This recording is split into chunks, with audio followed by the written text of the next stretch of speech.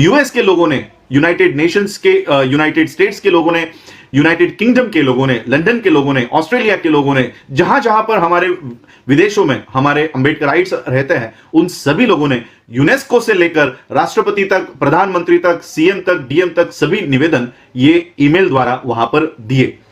बहुत सारी दिक्कतें हम लोगों को लॉकडाउन के पीरियड में आई, लेकिन अब एक अच्छी खबर हम लोगों के लिए है कि ये समतलीकरण का काम, ये खुदाई अब रोक दी गई है और ये सारा श्रेय जाता है आप लोगों को, भारत के, विश्व के सभी बौद्धों को, कि आप लोग जागरूक रहकर ये एप्लीकेशंस आप लोगों ने भेजी।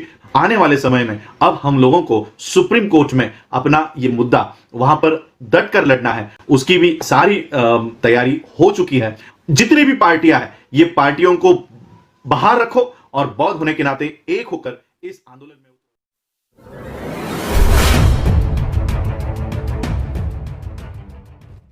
विश्व के सभी मेरे साथियों को राजरत्न अम्बेडकर की ओर से जय भीम, नमो बुद्धाय।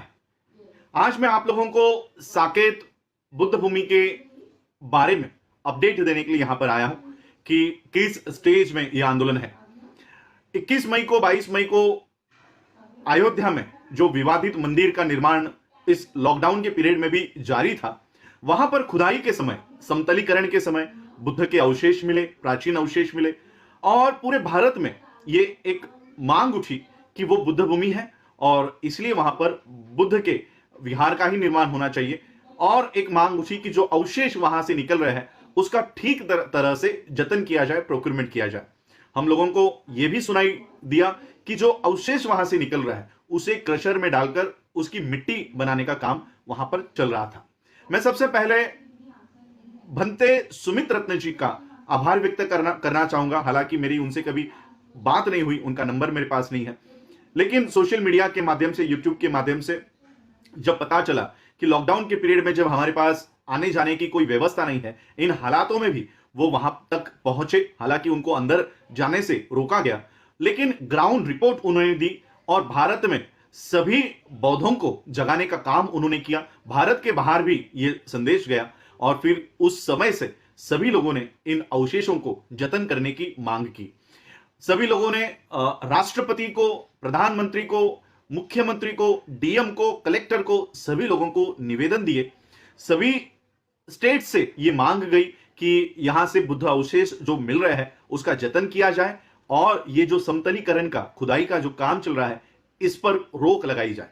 और सिर्फ भारत से ही नहीं, मुझे जितने भी मेल्स सभी लोग कर रहे थे, मेरा ईमेल आईडी ये सीसी में रख रहे थे और मुझे बहुत सारे सीसी यानी कॉपी मेरे पास मेरे मेल पर आ रही थी।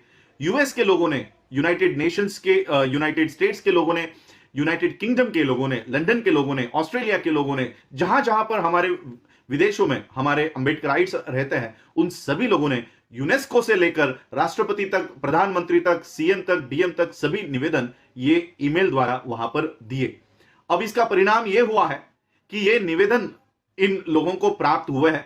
कई सारे मेल्स, सीसी यूनेस्को के रिप्लाई के भी मुझे आए हैं। यूनेस्को, जब मैं यूनेस्को के साइट पर गया था तब वहां पर एक बड़े अक्षरों में उनके साइट पर लिखा हुआ है कि कोरोना की वजह से वो किसी को रिप्लाई नहीं दे पाएंगे। लेकिन इन हालातों में भी यूनेस्को ने इस मुद्दे की गंभीरता पहचानते हुए यूनेस्को ने भी हम लोगों को रिप्लाई भेजा। दिल्ली के यूनेस्को में ये अप्लाई करने के लिए, ये एप्लीकेशन भेजने के लिए उन्होंने हम लोगों को निर्देश दिए। तो इस हालात में भी उन्होंने हमको रिप्लाई दिया।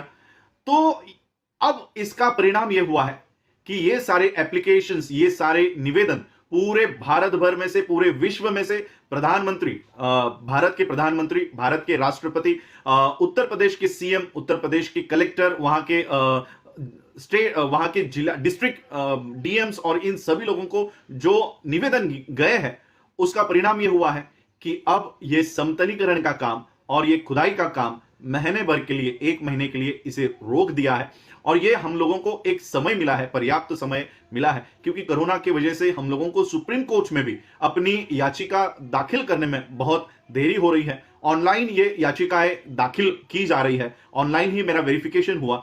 तो बहुत सारी दिक्कतें हम लोगों को लॉकडाउन के पीरियड में आई, लेकिन अब एक अच्छी खबर हम लोगों के लिए है कि ये समतलीकरण का काम, ये खुदाई अब रोक दी गई है और ये सारा श्रेय जाता है आप लोगों को, भारत के, विश्व के सभी बौद्धों को, कि आप लोग जागरूक रहकर ये एप्लीकेशंस आप लोगों ने भेजी। बुद्धिस्ट सोसाइटी ऑफ इंडिया के, भारतीय बौद्ध महासभा के सभी राज्यों के पदाधिकारियों को भी मैं आभार व्यक्त करता हूं। ये सारे मेरे साथी हैं जो आईएएस ऑफिसर्स है, आईआरएस है, बड़े बड़े पदों पर है, वकील है, सुप्रीम कोर्ट में भी ये प्रैक्टिस करते हैं। तो सभी लोगों ने ये एप्लीकेशंस तैयार करके और ये ईमेल आईडीज जो उन्होंने मुहैया कराई, सभी लोगों को वहां पर ये ईमेल भेजने के लिए प्रेरित किया, तो उनका भी मैं आभार व्यक्त करता हूं। सभी बौद्धों के अलग अलग जो संगठन हैं जिन्होंने ये पहल की और इस समतलीकरण का काम रोकने के लिए एप्लीकेशंस किए, निवेदन किए, उनका भी मैं आभार व्यक्त करता हूं। और विशेष आभार मैं बनते सुमित रत्न जी का व्यक्त करता हूं कि इन हालातों में भी वो वहां तक पहुंचे और जमीनी सच्ची जानकारी लोगों तक पहुंचाने की उन्होंने पहल की, काम किया, तो उनका भी आभार। आने वाले समय में अब हम लोगों को सुप्रीम कोर्ट में अपना ये मुद्दा वहां पर डट कर लड़ना है, उसकी भी सारी तैयारी हो चुकी है और ये सारा काम अब हम लोगों को एक समय मिला है। जो अवशेष वहां से प्राप्त हो रहे हैं,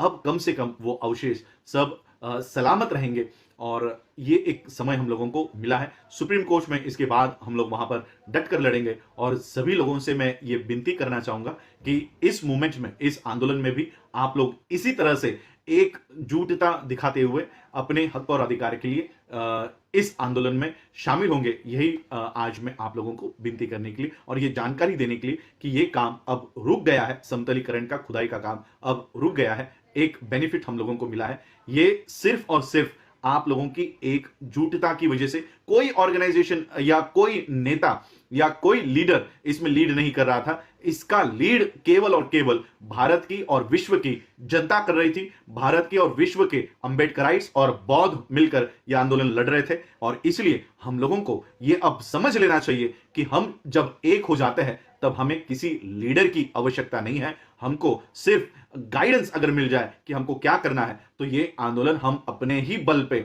सफल कर सकते हैं। इतनी ताकत भारत के और विश्व के बौद्धों में है। ये आज के इस उदाहरण से हम लोगों को पता चल जाता है और इसलिए आगे भी इसी तरह से जब भी कभी हमारे अस्तित्व के ऊपर अगर कोई वार होता है तो इसी तरह से हम लोगों को एक होना है। हमारी राजनीतिक मंशा किसकी ओर है, कौन से पार्टी के लिए हमारे मन में जगह है, ये सारा भूलकर, ये सारा छोड़कर हम लोगों को बौद्ध होने के नाते एक होना है। जिस तरह से हम बौद्ध विहारों में जाते हैं और विहार में प्रवेश करते समय हम अपने चप्पल, जूते ये बाहर उतारते हैं, उसी तरह से बौद्ध होने के नाते अपने जितनी भी पार्टियां हैं, ये पार्टियों को बाहर रखो और बौद्ध होने के नाते एक होकर इस आंदोलन में उतरो। यही मैं आज आप लोगों से विनती करता हूं। आप लोगों ने मुझे सुना, उसके लिए आप लोगों का आभार, धन्यवाद। जय भीम, जय भारत, जय बुद्ध।